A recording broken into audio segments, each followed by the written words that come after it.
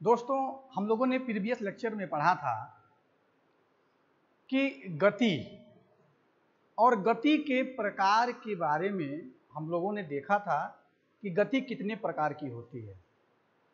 तो उसमें देखें कि गति जो है एक होती है लीनियर मोशन जिसको रेखीय गति कहते हैं, वृत्तीय गति जिसको सर्कुलर मोशन कहा जाता है, आवर्ती गति और भी सवाल। लेकिन जो हमारा टॉपिक था उसमें आप देखे थे कि हम लोगों ने पढ़ा रेखीय गति और रेखीय गति से संबंधित जो भी टॉपिक थे, जो भी उसमें चीज़ें आपको पढ़नी थी, सबको हम लोगों ने प्रीवियस लेक्चर में बहुत ही अच्छे तरीके से पढ़ा है। बहुत ही हम लोग अच्छे तरीके से उसको पढ़ा है। अगर आप वो वीडियो नहीं देखे हैं, वो लेक्चर नहीं देखे हैं, तो प्लीज़ पहले उस लेक्चर को देखिएगा और उसके बाद से इस लेक्चर को देखेंगे तो आपको बहुत ही अच्छे से समझ में आएगा। तो रेखीय गति के बारे में हम लोगों ने पढ़ लिया और रेखीय गति को पढ़ने के बाद से आज हम लोगों को दूसरी टाइप पढ़नी है जिसको हम बोलते हैं वृत्तीय गति। वृत्तीय गति का मतलब है, आपको इंग्लिश में इसको क्या बोलते हैं, सर्कुलर मोशन। क्या कहते हैं हम लोग इसको इंग्लिश में कहते हैं सर्कुलर मोशन। तो आइए हम बात करते हैं कि सर्कुलर वृत्तीय गति कहते किसे हैं।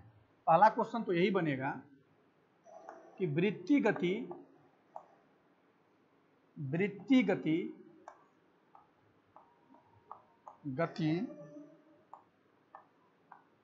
किसे कहते हैं। अगर आपसे पूछ दें कि वृत्तीय गति किसे कहते हैं तो आप ये कहेंगे कि यदि कोई वस्तु किसी निश्चित बिंदु से समान दूरी पे अगर गति करती है तो उसकी गति को हम लोग वृत्तीय गति कहते हैं। जैसे हम कहेंगे कि यदि कोई पिंड किसी बिंदु से निश्चित दूरी पे गति करती है, जैसे मान लीजिए हमें कहें कि ये 10 सेंटीमीटर के डिस्टेंस पे गति कर रहा है, तो हमेशा ये 10 सेंटीमीटर इस बिंदु से बदलना नहीं चाहिए। तो आप क्या देखेंगे कि 10 सेंटीमीटर यहाँ पे भी है तो 10 सेंटीमीटर 10 सेंटीमीटर 10 सेंटीमीटर मिला क्या पहुंचेगा, यहाँ पहुंचेगा। इससे क्या फायदा हुआ कि अब ये क्या बनेगा, यह एक वृत्त बनेगा, क्योंकि यहाँ पे भी 10 सेंटीमीटर होगा, यहाँ पे भी 10 सेंटीमीटर होगा, यहाँ पे भी 10 सेंटीमीटर होगा, यहाँ पे भी 10 सेंटीमीटर होगा, यहाँ पे भी 10 सेंटीमीटर होगा, यहाँ पे भी होगा।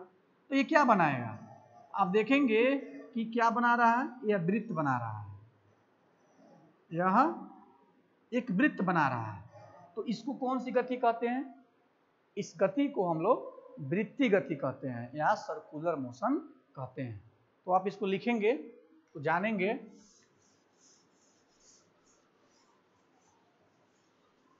कैसे लिखेंगे इसको देखिए, जब कोई पिंड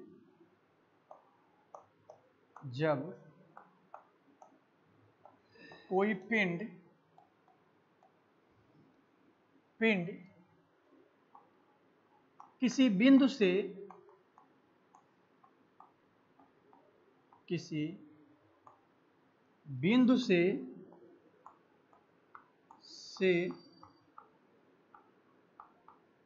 निश्चित दूरी पर,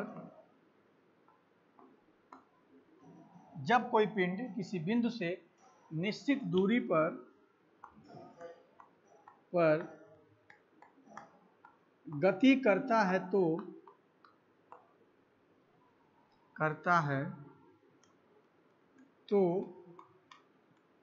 उसकी गति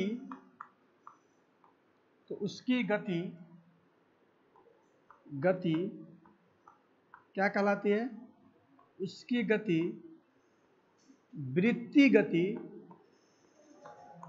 तो उसकी गति वृत्तीय गति कहलाती है, की गति कहलाती है। ठीक है, जैसे मान लीजिए कि ये घड़ी है, 12, 6, 3 और इधर है 9।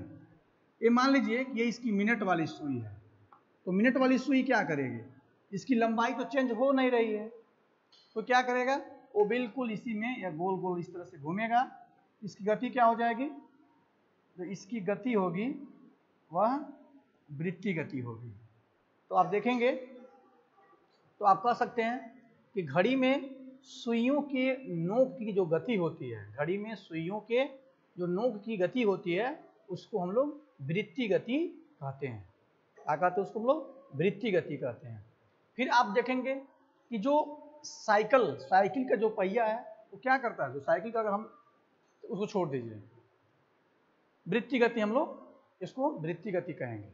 ठीक है, चलिए अब आपको पढ़ना क्या है। देखिए इस पथ पर जो ये रास्ता बना हुआ है, जो वृत्त बना हुआ है, इस पर कोई भी ऑब्जेक्ट क्या कर सकता है, किसी भी वेग से गति कर सकता है। उसकी वेलोसिटी अधिक भी हो सकती है, उसकी वेलोसिटी कम भी हो सकती है।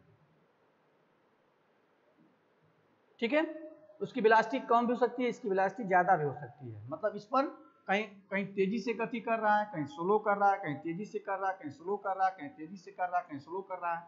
तो इससे क्या पाएंगे कि इसकी जो गति है उसमें हमेशा परिवर्तन होता रह रहा है। लेकिन आपके सिलेबस में जो पढ़ना है वो क्या पढ़ना है, एक समान वृत्तीय गति। क्या पढ़ना है?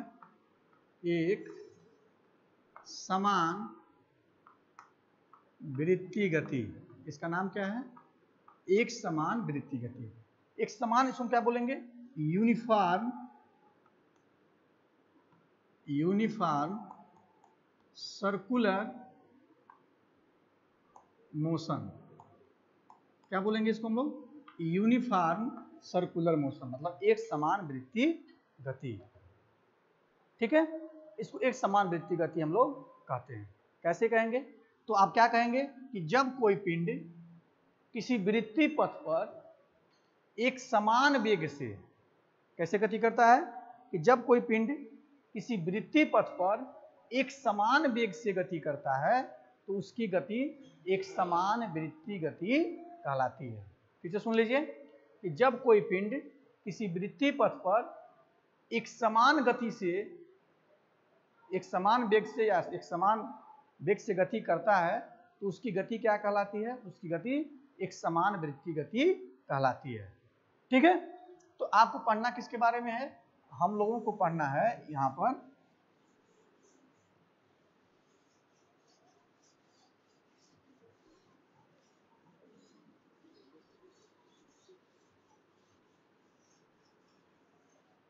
हम लोग पढ़ेंगे एक समान वृत्तीय गति। एक समान वृत्तीय गति, जिसको नाम देते हैं हम लोग यूनिफॉर्म सर्कुलर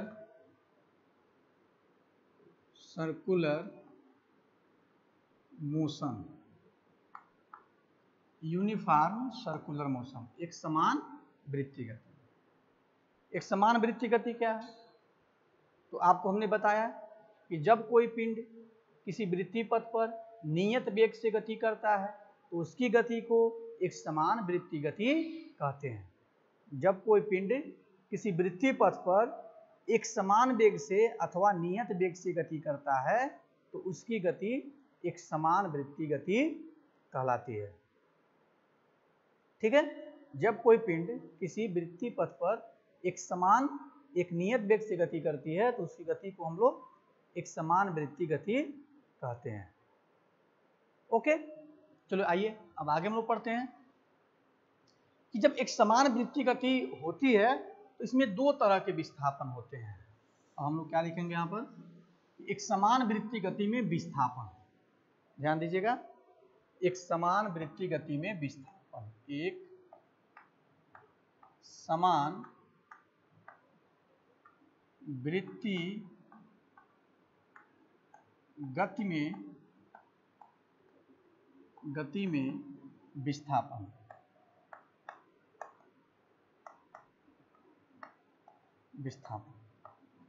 आपको यहां पर मिलेगा कि एक समान वृत्तीय गति में विस्थापन, इसमें आप देखेंगे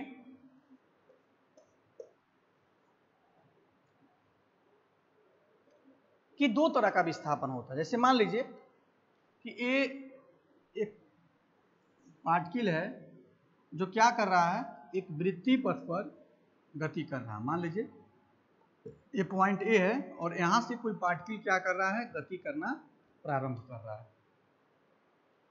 जब यहां से गति करना प्रारंभ करता है तो आप ये पाएंगे कि जो इसकी गति है वो क्या हो रही है, उसकी जो गति है वो यहां से आगे बढ़ते जाएगी। तो दो तरह की आप पाएंगे, मान लीजिए ये पॉइंट ए पे था और वो पॉइंट बी पर पहुंच गया, तो ये जो इसको जो मिलाने वाली रेखा है ये क्या कर रही है, ये कुछ एरिया को भी शिफ्ट कर रही है। मतलब ये जो लाइन है ये इसको भी ये ऐसे खिसक रही है, ऐसे खिसक रही है। तो यहाँ पे कितना एंगल बनाएगा, ये थीटा एंगल बनाएगा। क्या बनाएगा, थीटा एंगल बनाएगा। और साथ ही साथ जो पार्टिकल है जो इस पे चल रहा है तो इस पर क्या हो रहा है, इस पर रेखीय विस्थापन हो रहा है। मतलब जब ये वृत्तीय गति पे गति कर रहा है, जब वृत्तीय पथ पे गति कर रहा है तो क्या हो रहा है, उसके कोण में भी परिवर्तन हो रहा है। और साथ ही साथ ये जो रेखा बना रहा है इस रेखा पर भी क्या हो रहा है, परिवर्तन हो रहा है।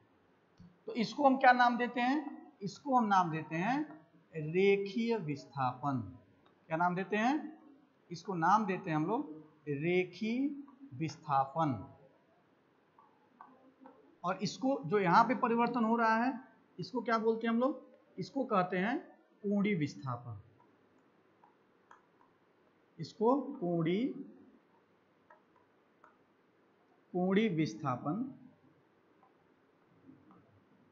इसको कोणीय विस्थापन कहा जाता है। इसको क्या कहते हैं हम लोग, उसको रेखीय विस्थापन कहते हैं। तो एक को हम लोग रेखीय विस्थापन कहते हैं, एक को कोणीय विस्थापन कहते हैं। तो आप यहाँ पे देखेंगे, यहाँ पे आपको मिलेगा कि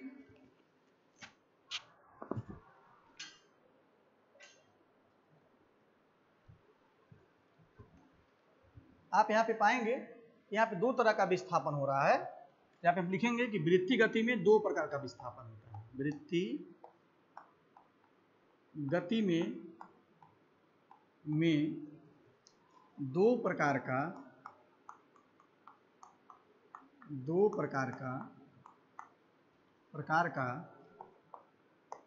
विस्थापन होता है।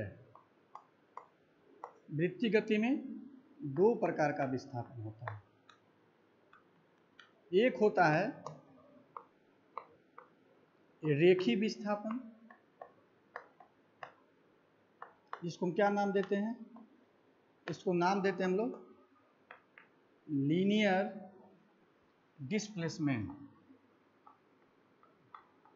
Linear displacement. और एक होता है, एक को हम बोलते हैं कोणीय विस्थापन। कोणीय विस्थापन जिसको हम बोलते हैं एंगुलर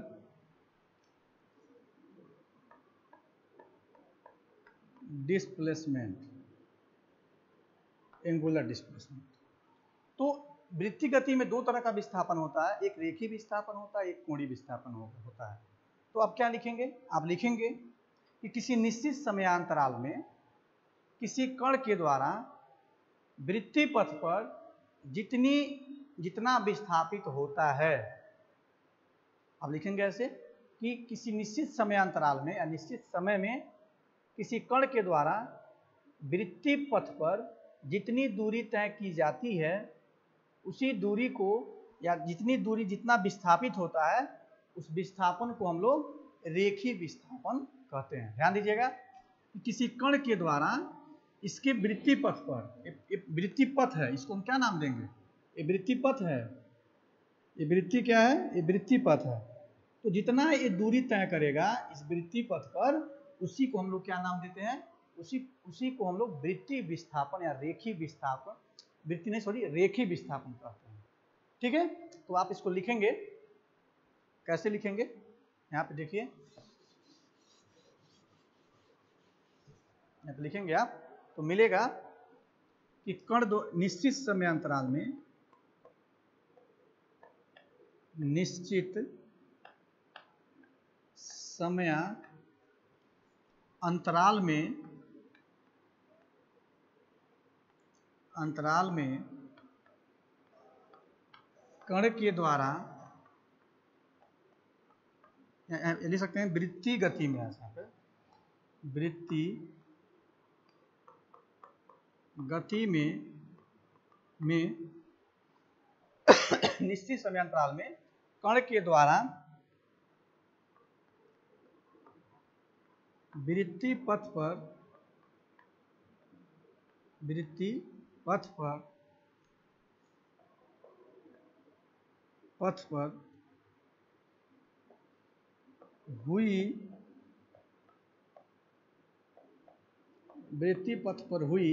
हुई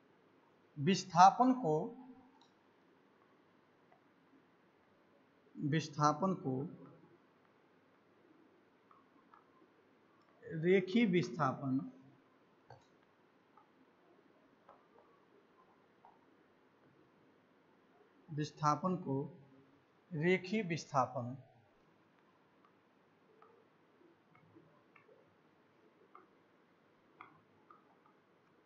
कहते हैं। आप यहाँ पे क्या पाएंगे कि किसी निश्चित समयांतराल में कण के द्वारा वृत्तीय पथ पर हुई विस्थापन को रेखीय विस्थापन कहते हैं, या उसी को हम लोग लीनियर डिस्प्लेसमेंट कहते हैं। चलिए आगे हम लोग पढ़ेंगे अब कोणीय विस्थापन क्या हो जाएगा। तो यहाँ पर लिखेंगे आप कि कोणीय विस्थापन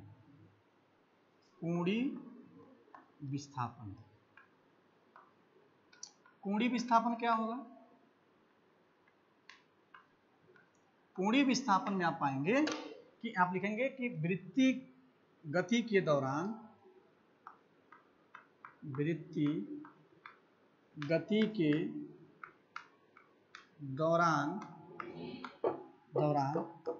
निश्चित समयांतराल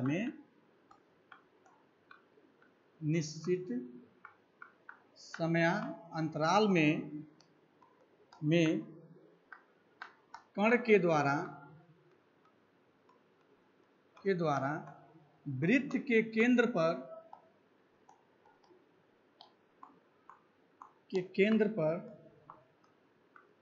अंतरित कोण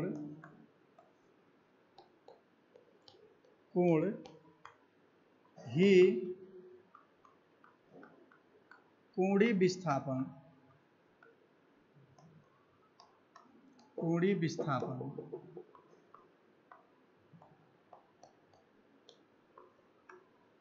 कहलाता है।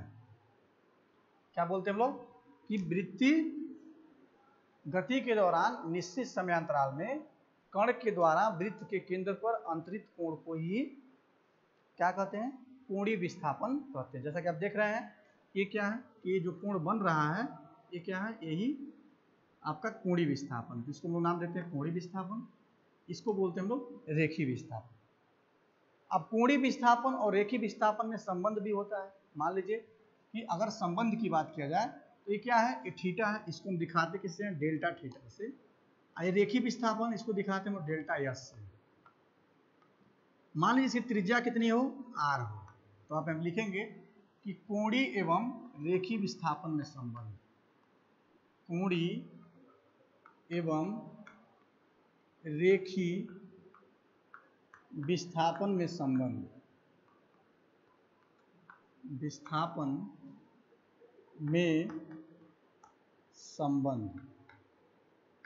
इन दोनों के बीच में क्या संबंध होता है। तो आप देख रहे हैं कि एक कोण है और ये क्या है, चाप है, ये क्या है, त्रिज्या है। तो आप यहाँ पर लिख सकते हैं कि यदि वृत्तीय पथ की त्रिज्या स्मॉल आर हो तब आपको मिलेगा, तब कोणीय विस्थापन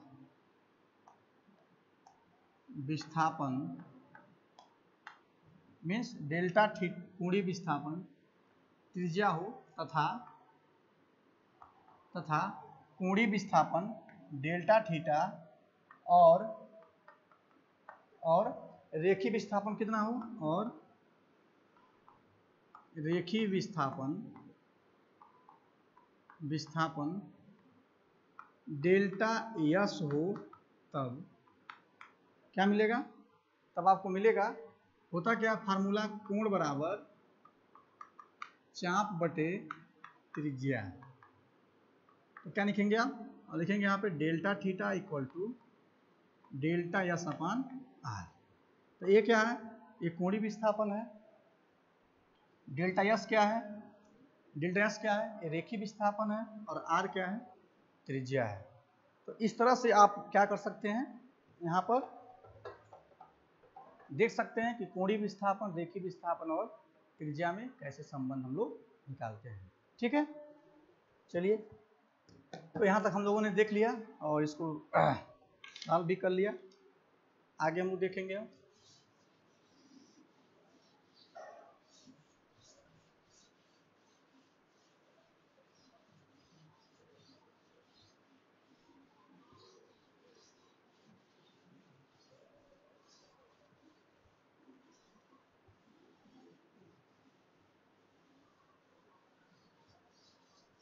आगे हम देखेंगे कोणीय वेग और रेखीय वेग। कोणीय वेग क्या होता है और रेखीय वेग क्या होता है, इसको हम लोग अब समझेंगे।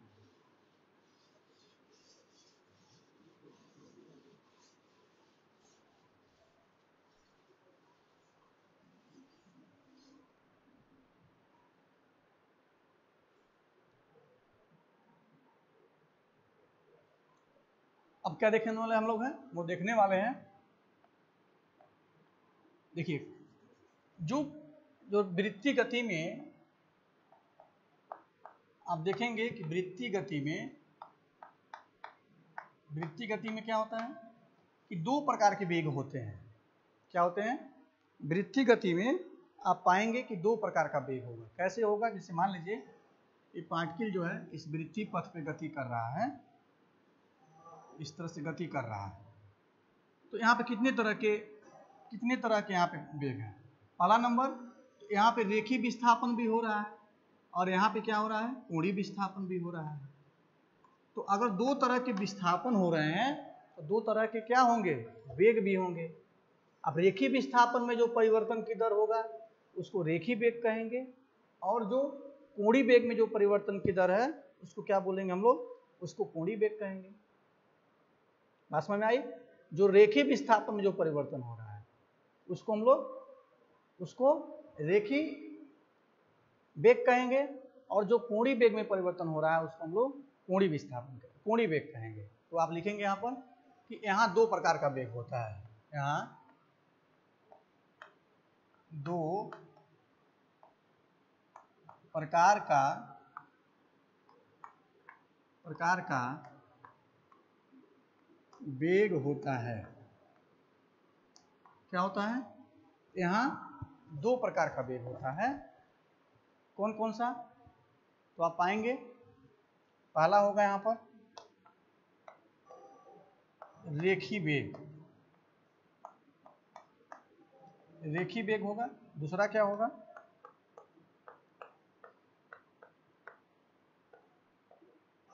दूसरा होगा यहाँ पर कोणीय वेग। रेखीय वेग एंड कोणीय वेग। ठीक है, रेखीय वेग क्या होगा? हम यहाँ पर लिखेंगे कि रेखीय विस्थापन में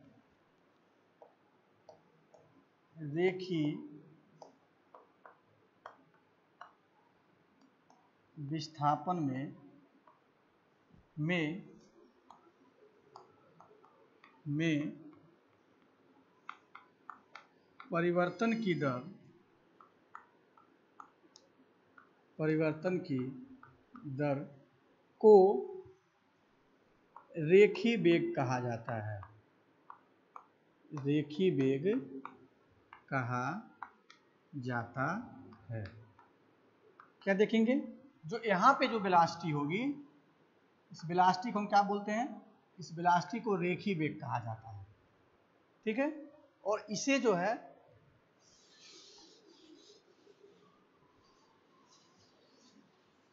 कहा जाता है, इसे कैपिटल V से हम क्या करते हैं? इसे कैपिटल V से प्रदर्शित किया जाता है। इसे हम लोग कैपिटल V से प्रदर्शित करते हैं। इसे कैपिटल V से प्रदर्शित किया जाता है। ठीक है। तो रेखीय विस्थापन में परिवर्तन की दर को रेखीय वेग कहते हैं, लीनियर वेलोसिटी। इसका नाम क्या है? लीनियर वेलोसिटी कहते हैं। इसे क्या करते हैं? कैपिटल V से प्रदर्शित करते हैं। यदि कोई पिंड डेल्टा t समय में वृत्तीय पथ की परिधि पर क्या हो रहा है कि डेल्टा t समय में, ये जो समय है इसको हम क्या मान लें, ये डेल्टा t समय में क्या कर रहा है? वृत्त की परिधि पे गति कर रहा है। डेल्टा t समय में ये क्या किया? डेल्टा s दूरी तय किया। ठीक है। डेल्टा t समय में वृत्तीय पथ की परिधि पर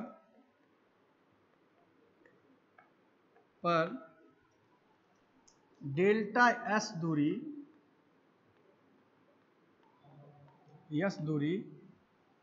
तय करता है तब रेखीय वेग आपको मिलेगा। रेखीय वेग v equal to delta s upon delta t। क्या मिला? v इक्वल टू क्या मिला? Delta s upon delta t। तो ये आपका क्या है? ये रेखीय वेग है। v इक्वल टू क्या मिला? Delta s upon delta t। ठीक है। अब हम लोग क्या पढ़ेंगे? कोणीय वेग किसे कहेंगे? अब देखिए कोणीय वेग क्या होगा। अब यहाँ लिखेंगे हम लोग, हेडिंग दूसरा लिखेंगे कि कोणीय वेग कैसे दिखाएंगे।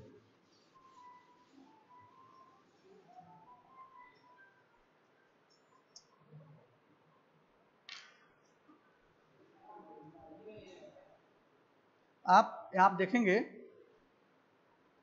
कि एंगुलर वेलोसिटी, तो नाम क्या लिखा गया? वृत्तीय गति में हम लोग पढ़ रहे थे कि दो प्रकार का वेग होता है। तो रेखीय वेग तो आप लोगों ने जान लिया कि रेखीय वेग क्या होता है। अब हम लोग क्या पढ़ेंगे? अब हम लोग पढ़ेंगे कि कोणीय वेग क्या होता है। चलिए,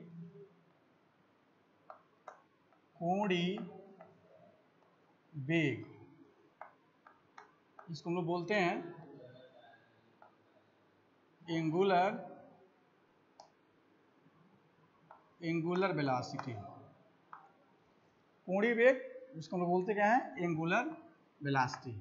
एंगुलर वेलोसिटी क्या होती है इसको हम लोग अब देखेंगे। देखिए ये जो कोण में जो परिवर्तन की दर है, मतलब जो कोणीय विस्थापन में जो परिवर्तन की दर है उसको कोणीय वेग कहा जाता है। तो लिखेंगे यहाँ पे कि कोणीय विस्थापन में या वृत्तीय गति में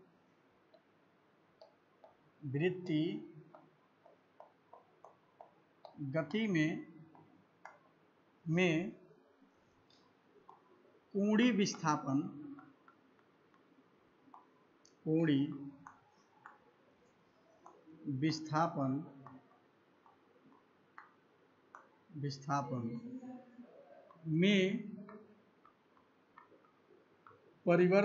में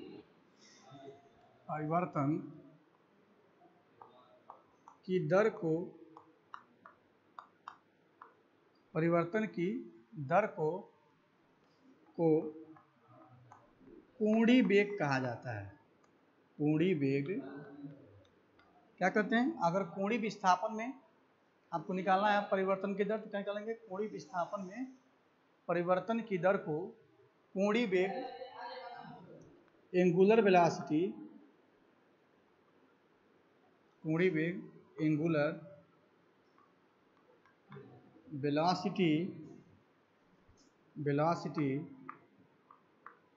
कहा जाता है। इसे हम क्या करते हैं? इसे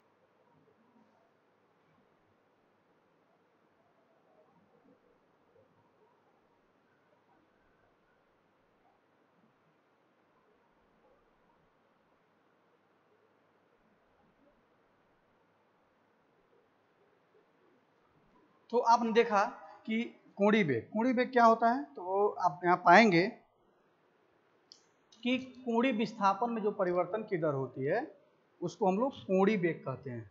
ठीक है, कोणीय विस्थापन में परिवर्तन की दर को कोणीय वेग कहा जाता है। फिर से ध्यान दीजिएगा कि कोणीय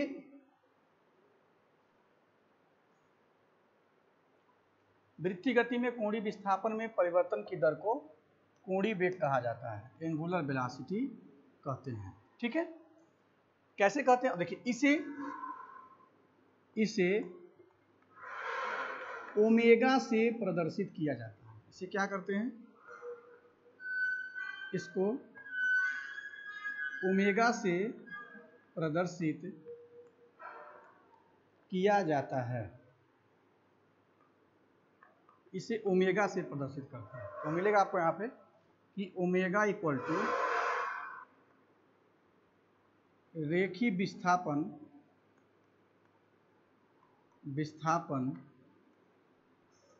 बटा समयांतराल। ठीक है, अब यहाँ पे लिखेंगे कि यदि डेल्टा टी समय में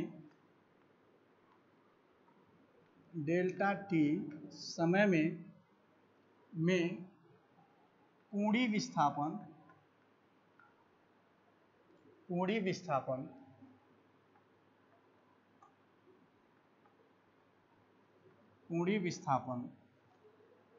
डेल्टा एस हो तब आपको मिलेगा, तब कोणीय वेग ओमेगा इक्वल टू मिलेगा delta theta upon delta T. तो इस तरह से आपने देखा कि कोणीय वेग क्या होता है और रेखीय वेग क्या होता है। इसका मात्रक क्या हो जाएगा, इसका एस आई मात्रक अगर देखेंगे आप तो इसका एस आई मात्रक क्या होगा, रेडियन पर सेकेंड होता है। इसका एस आई मात्रक क्या होता है, रेडियन पर सेकेंड होता है। ठीक है, तो इस तरह से आपने देखा कि वृत्तीय गति क्या है, कोणीय वेग क्या है और कैसे हम लोगों ने निकालते हैं। देखिए सबसे मोस्ट इंपॉर्टेंट क्वेश्चन है कि रेखीय वेग और कोणीय वेग में क्या संबंध होता है। सबसे मेन जो क्वेश्चन बहुत इंपॉर्टेंट भी है, पूछता भी है कि कोणीय वेग और रेखीय वेग में क्या संबंध होता है। तो आप यहाँ पे देखेंगे, हेडिंग डालेंगे कि कोणीय वेग एवं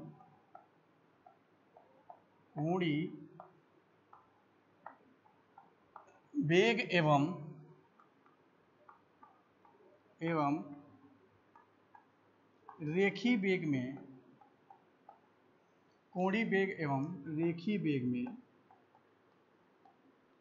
में संबंध, कोणीय वेग और रेखीय वेग में संबंध। ठीक, देखिए कोणीय वेग और रेखीय वेग में क्या संबंध होता है इसको हमें जानना होगा। कैसे हम लोग देखेंगे इसको, तो कोणीय वेग और रेखीय वेग में क्या संबंध होता है, तो इसको आप पाएंगे। इसे मान लीजिए कि यही क्वेश्चन है, अब इसका रेखीय वेग कितना हो गया, v हो गया, कोणीय वेग कितना हुआ, डेल ओमेगा हो गया। तो आप यहाँ देखेंगे कि माना कि एक कण r त्रिज्या की वृत्तीय पथ पर गति कर रहा है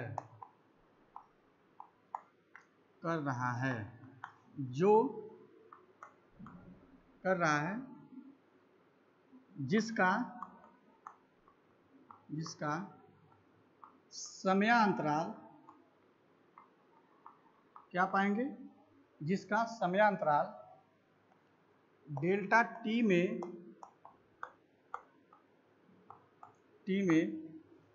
रेखीय विस्थापन विस्थापन डेल्टा एस एवं कोणीय विस्थापन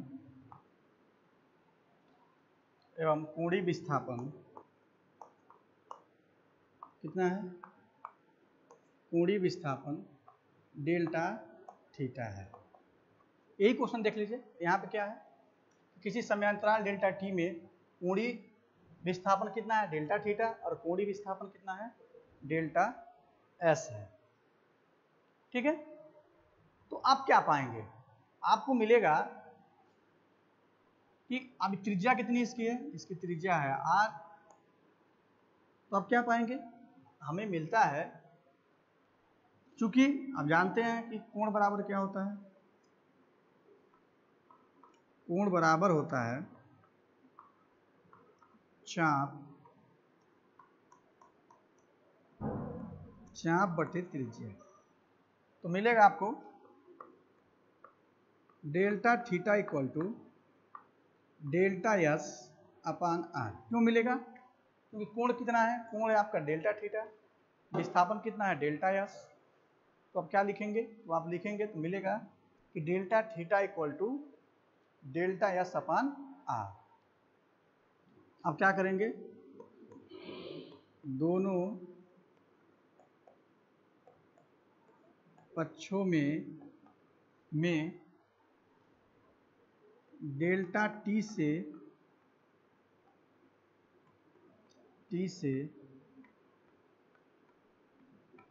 भाग देने पर, अगर आप भाग देते हैं तो क्या मिलेगा? Delta theta upon delta T. R को थोड़ा पहले कर दीजिए, यहाँ लिख सकते हैं आप delta S upon delta T. Delta theta upon delta T equal to 1 upon R delta S upon delta T. अभी आप लोगों ने देखा था कि जो delta theta upon delta T है, ये क्या है? आप पाएंगे यहाँ पे जो डेल्टा थीटा है ये क्या है? यह कोणीय वेग है, और delta S upon delta T ये क्या है? रेखीय वेग भी है। तो जो आप पाएंगे ये आपको मिलेगा, ये क्या हो जाएगा? ये मिलेगा आपको ओमेगा इक्वल टू ये क्या हो जाएगा?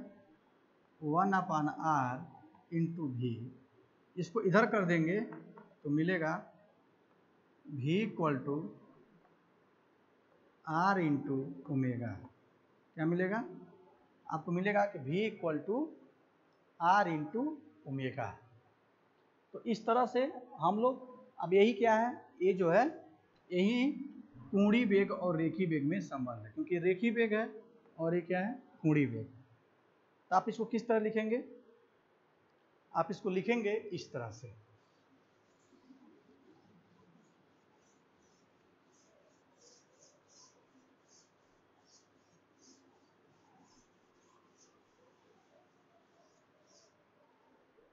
लिख सकते हैं आप इसको कि रेखीय वेग इक्वल टू त्रिज्या इंटू कोणीय वेग।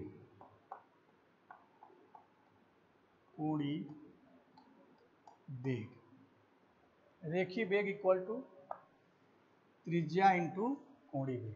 इसको हम लोग जो है इस तरह से आप पाएंगे कि ये क्या है? यही जो है अभिष्ट संबंध है, यही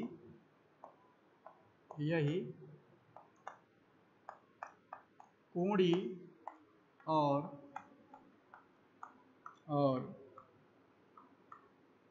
रेखीय वेग में संबंध है। तो आपको मिला कि कोणीय वेग और रेखीय वेग में क्या संबंध होता है, हम लोग इस तरह से इसको निकाल सकते हैं। ठीक है, अब अगर वेग, देखिए ध्यान दीजिएगा कि वृत्तीय गति में आपने क्या देखा कि वृत्तीय गति में दो विस्थापन होता है तो दो वेग भी होगा, और दो वेग होता है तो दो त्वरण भी होगा। ठीक है। वृत्तीय गति में आपको याद करना है कि दो विस्थापन होता है, रेखीय विस्थापन, कोणीय विस्थापन। तो दो वेग भी होगा, रेखीय वेग और कोणीय वेग। तो दो क्या होगा, त्वरण भी होगा। एक को हम बोलेंगे रेखीय त्वरण और एक को बोलेंगे कोणीय त्वरण। ठीक है, तो आप यहाँ पे लिखेंगे इस तरह से। अब दरअसल बात यह है कि आप यहाँ पे लिखेंगे कि वृत्तीय गति में त्वरण, क्या लिखेंगे आप यहाँ पे लिखेंगे कि वृत्तीय गति में त्वरण, वृत्तीय गति में त्वरण। क्या मिलेगा आपको वृत्तीय गति में त्वरण से संबंधित? आप यहाँ पर पाएंगे कि दो तरह के त्वरण होते हैं। एक को हम बोलते हैं रेखीय त्वरण और दूसरे को क्या बोलते हैं, कोणीय त्वरण। रेखीय त्वरण और कोणीय त्वरण। ध्यान दीजिए कैसे हम लोग इसको लिखते हैं।